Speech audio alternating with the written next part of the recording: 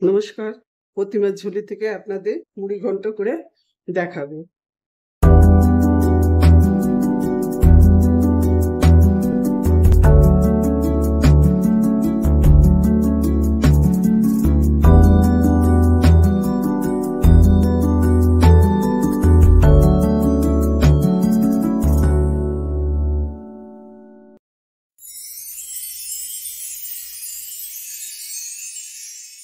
এখানে আমি দুটো প্রায় কাতলা মাছের মাথা ভেজে নিয়েছি।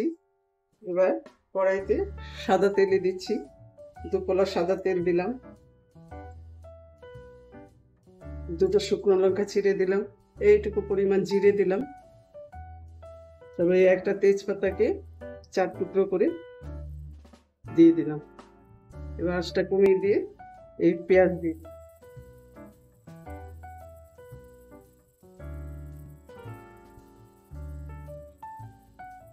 এক পিঠে নুন দিয়ে দিলাম, আমি দেবো না।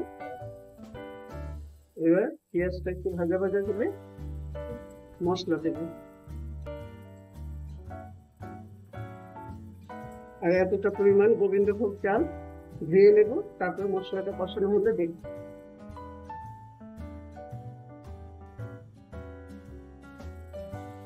পেঁয়াজটা আমার নরম হয়ে গেছে।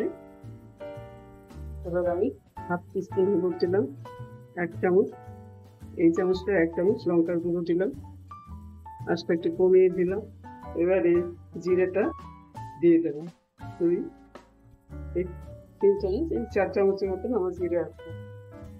এটা আমি একটু জল দিয়ে সেদ্ধ করে রাখি, কদিন থাকে, সেই জন্য এটা তুমি 3 চামচের মতো হবে।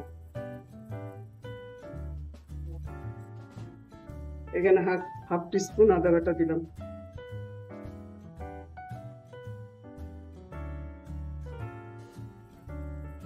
মশলাটা একটু কষানো হয়েছে, একটু তেল ছেড়েছে, এই অবস্থা আমি ধোয়া চালটা দিয়ে দিলাম, এই গোবিন্দভোগ চালটা আমি দিয়ে দিলাম।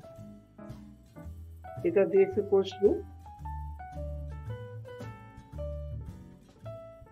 চালটা ভেজেও নিতে পারেন, আমি একবারেই দিয়ে দিলাম। চালটার সাথে মশলাটা কষবে।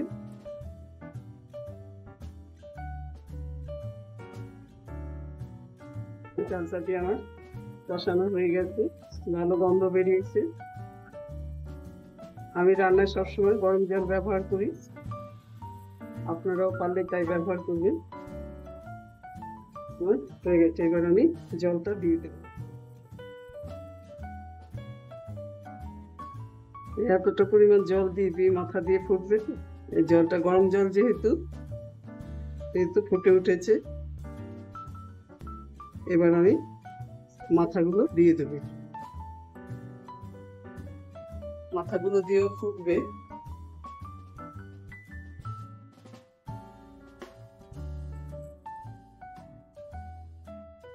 মুড়ি ঘন্টটা আমার হয়ে গেছে, চাল সেদ্ধ হয়ে গেছে, সব সুন্দর। এবার আমি একটু ঘি আর গরম মশলা দিয়ে নামাবো। হাফ টিস্পুন ঘি দিলাম, আর এই ছোট চামচে 1 চামচ আমি গরম মশলা দিয়ে দিলাম। এবার আমি এটা নেড়ে ছেড়ে নামিয়ে নিলাম।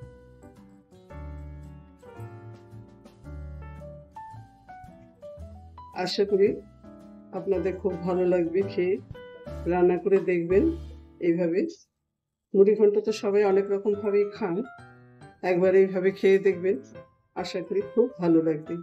যদি ভালো লাগে তাহলে আমার চ্যানেলটা লাইক করবেন, শেয়ার করবেন, সাবস্ক্রাইব করবেন, এটা আমার একান্ত অনুরোধ।